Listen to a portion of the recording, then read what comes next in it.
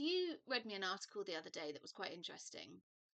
That was based on a study that basically over Christmas, people on average put on 1 to 2 pounds over that period, but the group that were fed health promotion information lost half a pound. And I just thought it was fascinating. Yeah, so it wasn't an article, it was a study from the British Medical Journal, BMJ, which is arguably the most reputable health medical journal in Europe and potentially the world. So it's very prestigious journal. So this isn't one of those nonsense studies that you will find in the Journal of Sports Yeah. and exercise therapy, science, medicine, whatever. Ask basically where you just pay them enough money and they'll publish any old crap. This is a prestigious, reputable journal. And yeah, you're right. The study found that the cohort that were fed the right information, and it was really basic information. If anyone wants the study, you're gonna just email me and I'll send you a link to it. But no, the people who were fed the very basic health promotion material did, I believe, on average, lose a little bit of weight. So not only stopped the Christmas weight gain, but you know resulted in slight weight loss as well. But the most interesting thing that came out of it was that on average, people, this is in the background section, basically on average, the average person gains a kilo a year.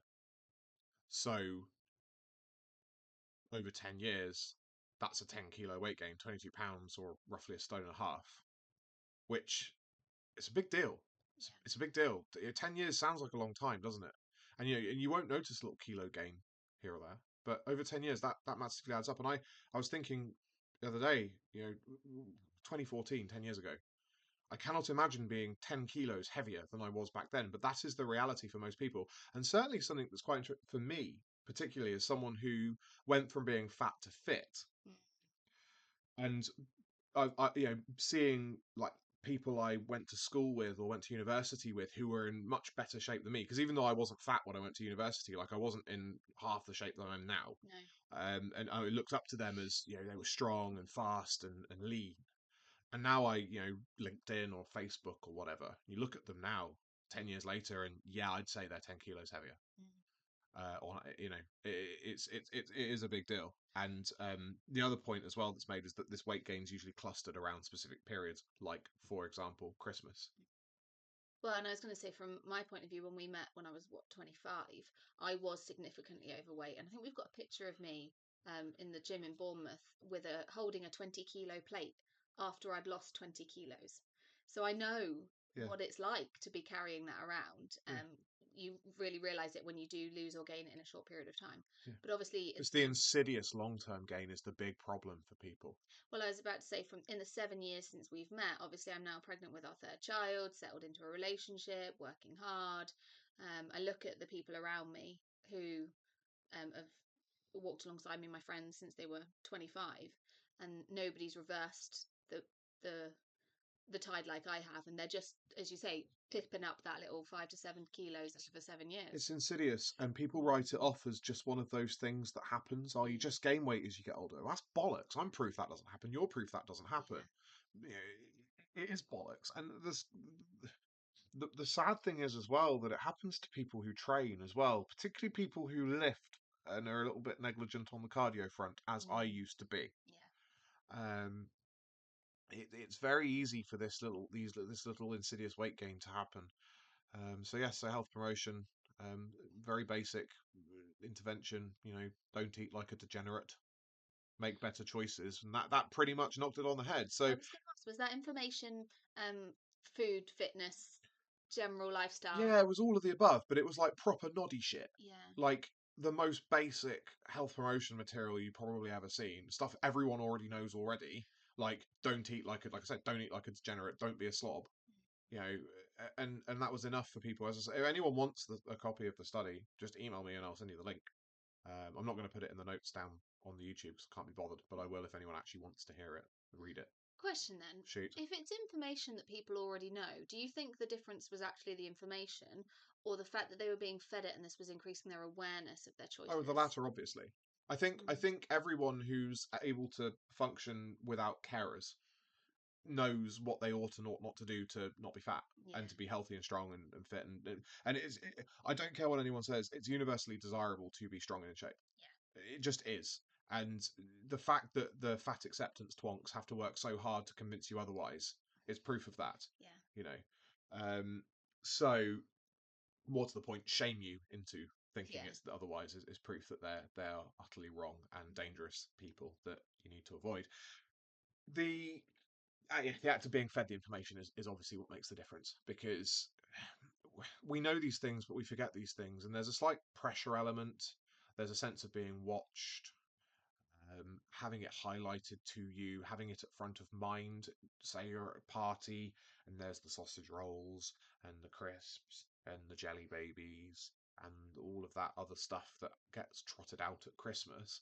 You know, if you've just read a bit of paper that says you really should avoid eating too much of that stuff and maybe go for a run, well, you're more likely to do that than eat yourself into a food coma and not get up till 10 o'clock the following day, Mm. aren't you? And I think this leads quite nicely into your why you advocate a training first approach. Yes. Well, obviously, I kind of have to, because I'm not a dietitian, and the only person who should be giving diet advice is a dietitian, a registered dietitian in the UK. You can check if it's a registered dietitian by asking someone who's potentially going to offer you a meal plan, what's your HCPC registration number? If they look at you blankly or can't answer the question, walk away. Briskly. Yeah. Um. So you know, but so there's that element to it, but I genuinely believe that when you train right with discipline and intent following a sensible, sustainable program, the diet stuff just naturally follows. It's not as quick as, say, if you have a dietary intervention from a dietitian who like proper gives you a proper workup with food and coaches you through all of that and gives you all the help in a meal plan. Or they probably won't give you a meal plan actually because meal plans have lots of problems associated with them. But the point is, you'll be having that intensive dietary intervention with them. So that's obviously going to be faster than just working on your training and waiting for your own desire to eat better to come to the fore. Talk about this weight loss manifesto, don't I? Where I talk about training, getting yourself training. Don't change anything about Yeah. what you're eating. Just train, and then when you want to eat better, that's when you just allow yourself to eat better. The desire comes from within rather than without. It's the old difference between intrinsic motivation and extrinsic motivation. Yeah, you become the training first approach enables you to become intrinsically motivated to eat better food, which is going to make you more compliant. And when you're doing something every day, be it the gym, walking, cardio, Yeah, whatever, if you do it at the start of the day, yeah, well, for most people that involves getting out of bed, doing the uncomfortable thing, yeah. and you're like, by the time you get offered a biscuit at 10 o'clock, you're like, well, why would I just ruin all of that? And then if you're training or doing whatever you're doing in the evening, there's also the additional like, I don't want to feel sluggish and like Well, rubbish. well, yeah. Once you reach a certain level of performance, eating bad food has you can feel the negative effect it has on your performance. So I vividly remember we went to KFC in Winchester. Um, Do you remember the day? I think And we so. had a giant Bucket. bargain bucket, and it was in that really grotty. It was a grotty branch on a grotty little side street, It wasn't it? It was was vile, definitely. and it was almost like a takeaway with the top. It only had like a couple of little tables at the front. It was horrible, utterly horrible place, and we had just a monstrous amount of fried chicken, and crisps and crisps, Chips. chips. That's the one. Oh, Like 2 liters of Diet Coke in. oh, it was horrible. And we went to the gym immediately afterwards, didn't we? And I was supposed to be squatting, Yeah. and I had a terrible session.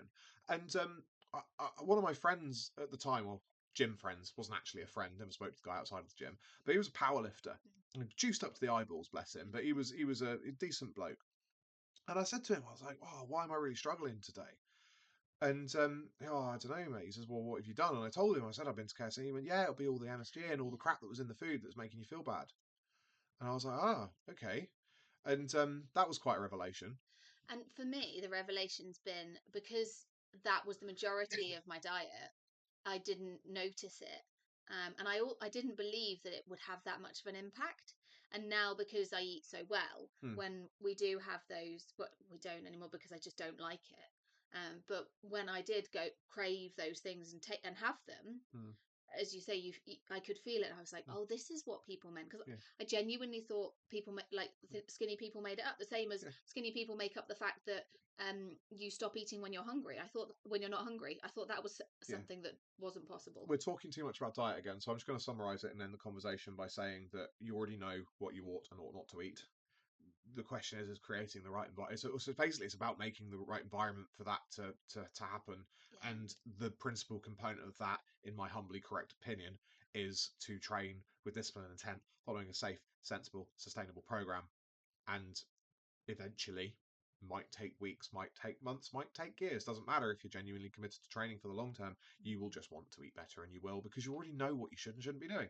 And that's it. We're not talking about diet anymore. Please ask me another question. Fine. Obviously, the conclusion of that article was that information slash what we've discussed, awareness, is very important to seeing you through tricky periods, busy periods. Um, and do you want to talk a little bit about your Christmas program? Because Well, I I think suppose really it's your Christmas program, isn't it? 'Cause you gave me the idea. So yeah, Christmas Survival Guide.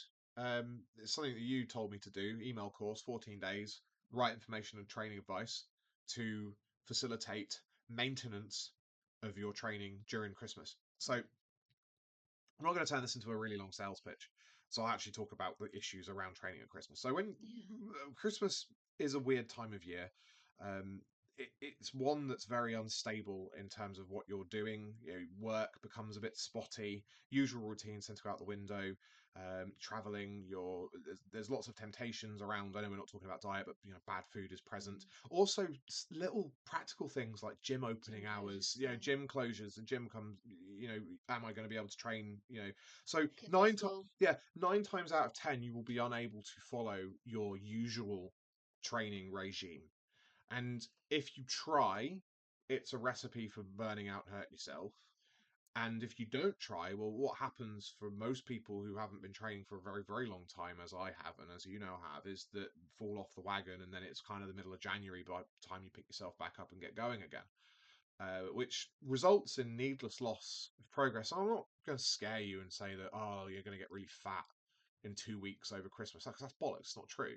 But what might happen, as I say, is you might needlessly lose a little bit of the result, a little bit of strength, a little bit of muscle, a little bit of intrinsic motivation to train in that period between Christmas and New Year. Not only that, but having some sort of training regime in place over Christmas that actually works with the Christmas period will actually enhance your enjoyment of the Christmas period because, again, talking about diet, but whatever, you won't feel as guilty about perhaps having a bit of a dalliance if you know that you've had a couple of decent workouts in there, like proper decent workouts, not coming and tickling yourself bollocks, like proper good training sessions. You're going to feel less bad about it, aren't you? But on the flip side of that, you're also going to be less inclined to eat the bad To stuff go because crazy. you've Yeah. created you've done the virtuous thing. And you don't want to, you don't want to undermine the virtuous thing, so it creates a nice little balance. Also helps with stress relief. I fucking hate Christmas. You know I hate Christmas, don't you? Mm, I hate dealing with people and family and talking to people I don't like, right? Going to the gym gives me an escape from that. Yeah? yeah. Going to the gym gives me an escape from that. Stress relief, stress management. You need some time away from people at Christmas. And that the gym is the perfect place for that. Potentially, your family might want to come with you, because let's say the gym's closed. Okay, well, the gym's closed. Well, you could do some training at home and your family see that. They actually see you training, which is something they won't have seen before. Particularly, say you've got a wife who doesn't train and you train. And one of the reasons that she doesn't train is that she never really sees you doing it. Because you always go away to the gym with your blokey mates, and you all Mm, kind of inhale each other's sweat and get up to all sorts of slightly homosexual activities and things. That's what happens in gyms, and that's what she thinks, right? She doesn't, she enjoys the results that she gets from you training. So, your large and shapely muscles and vitality and whatnot. But she doesn't really want to participate in herself because it's your thing. But if she sees you doing training at home, she sees you doing one of my trademarked, well, not trademarked, whatever, mm, micro workouts, little body weight and cardiovascular circuits, that sort of thing. She'll see you doing that. And she think, oh, this is good. I could possibly do that. And she might want to join in. She might ask you about it. She sees you maybe going out for more runs. Oh, I might do that. You mentioned this on our walk today, didn't you? One of the first times you started following me in my training properly, was when I over lockdown, when I was like, oh fuck, I need something to do. I'm fat because I was chasing a really big squat immediately, in the months prior to lockdown. So I was fat, well, going into lockdown, which was not good. Um, and I was like, I need to sort this out. So Couch to 5K, the NHS thing, which is actually very good. I recommend Yeah. it. And you saw me doing that, and you did it too. You downloaded the app, did it too. Mm. So and then from that, you then became much more invested in my weightlifting methods and all that other stuff, and it's led on from there. So we've had the same thing, haven't we, with micro workouts? Go and write the book on it, and you've seen me doing them. I'm going to do one this afternoon probably. And you have, with your pregnancy, this is not advice. If you happen to be pregnant, I'm not advising you on anything. I don't train pregnant women. I train my wife because she's my wife. You're not my wife, as much as you might want to be. So this is not advice. There we are. That's a disclaimer out the way. Done. But the point, yeah, it was clear. The point is, well, you got to say these things these days. People Yeah. are fucking stupid, aren't they? You have been able to use these micro workouts to navigate your pregnancy symptoms to maintain some sort of training routine Yeah. that's not as great as what it was before you were pregnant, but you're pregnant now, so you have to do some different things. And that's, you've seen me do those things. You've asked me about them. You asked me to write you one in the first instance, didn't you? And then I showed you how I create them, and now you make your own. And happy days. Mm. Also great for the winter. So, it's rainy and windy and crap outside and dark. And, I can't, there are lots of, there's an increased hazard with going out in the small hours if you're a woman that I'm not allowed to mention because it's criminal to notice these things. So the micro workouts have given you an option for morning cardio when it's not particularly safe for you to go out for a walk by yourself or a run Mm. by yourself. So yeah, so these are all the advantages of maintaining a routine over Christmas that actually extend beyond Christmas. Yeah. You can set new habits for the year to come. And another thing, the last point I want to mention is that gyms in January are not pleasant places. I hate going to the gym in January. I take 2 weeks off at the start of January, and it's something that I recommend to most people who are Mm. interested in these things. Take 2 weeks off at the start of January, just get rid of all the idiots from the gym by the time you get back. And It's funny that it only takes 2 weeks. it does, and there's Yeah. evidence on this as well. Strava, I think it was Strava that did a study. Yeah. But you take your 2 weeks off at the start of January, and you can absolutely do that if you've trained through Christmas. And it's also like a nice, you've wound down for the year, so it's a nice appropriate. So it's a maintenance program, so it's much easier to complete. It's less demanding, and it's a nice kind of slow wind down to a nice 2 week break where you can strategize for 2025 for the year to come. And you can go, okay, well, what do I want to achieve this year? Where am I? Where do I want to be by the end of 25? What do I need to do to get there? The best time to do that is when you're not actually training Yeah. and you're not being influenced by the gym, and you've got that time to really think about what it is that you want to do. So it's a nice kind of circadian rhythms, don't you? With like during the day, like you right times for doing things. You want to wake up at a certain time. You want to go to bed at a certain time.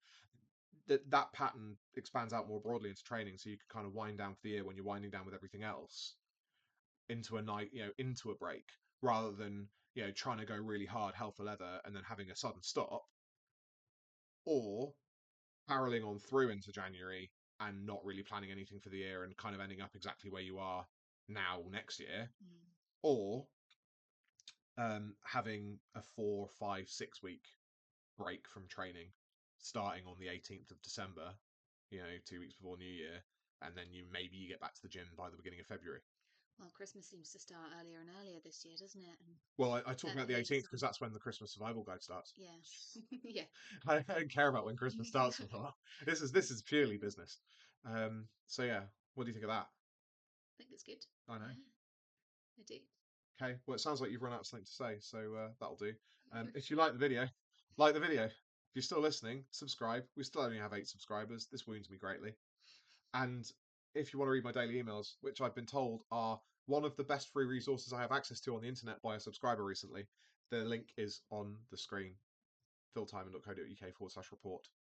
It's /report because you get a report when you opt in, how to build muscle and strength the natural way, and a short video as well, which mansplains my training methods Very good. in under 10 minutes. It is very good. It is very I've been good. told it's very good by lots of people. I've actually been told it's so good that some people have not felt the need to buy any of my stuff. Oh, maybe you should Make it more bad. take it down. Well, Yeah, I'm paying. charge for it. Yeah, maybe I could charge for it. Well, we expanded it out, didn't we? Yeah. But anyway, right, that's enough.